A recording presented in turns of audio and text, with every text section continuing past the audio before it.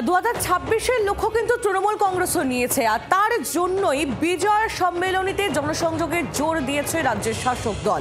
আজ নিজের বিধানসভা কেন্দ্রের বিজয় সম্মেলনী করবেন মুখ্যমন্ত্রী মমতা বন্দ্যোপাধ্যায়। তিনি এই মুহূর্তে উত্তরবঙ্গ সফরে রয়েছেন, তাই ভার্চুয়াল মাধ্যমেই পাহাড় থেকে বক্তব্য রাখবেন মমতা বন্দ্যোপাধ্যায়। কলকাতা ধর্মধন্য অডিটোরিয়ামে হবে এই অনুষ্ঠান। কথা বলবো প্রবীর চক্রবর্তী, আমাদের প্রতিনিধি রয়েছেন আমাদের সঙ্গে টেলিফোন লাইনে। প্রবীর, বিজয় সম্মেলনীতে জনসংযোগের যে লক্ষ্যমাত্রা তা আগেই বেঁধে দেওয়া হয়েছিল, আর সেই মতোই আমরা দেখেছি যে রাজ্যের বিভিন্ন এলাকায় বিজয় সম্মেলনীর আয়োজন। আজ খোদ তৃণমূল সুপ্রিমোর বিজয় সম্মেলনী।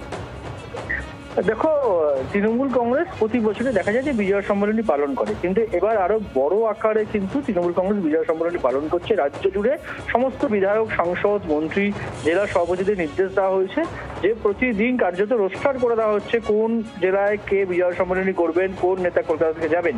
সেক্ষেত্রে গতকাল আমরা দেখেছি যে অভিষেক বন্দ্যোপাধ্যায় তিনি তার নিজের কেন্দ্রে বিজয় সম্মেলনী সেরেছেন। আজকে ভবানীপুরের বিধায়ক রাজ্যের মুখ্যমন্ত্রী মমতা বন্দ্যোপাধ্যায় তিনি তার নিজের বিধানসভা কেন্দ্রে বিজয় সম্মেলনী করবেন।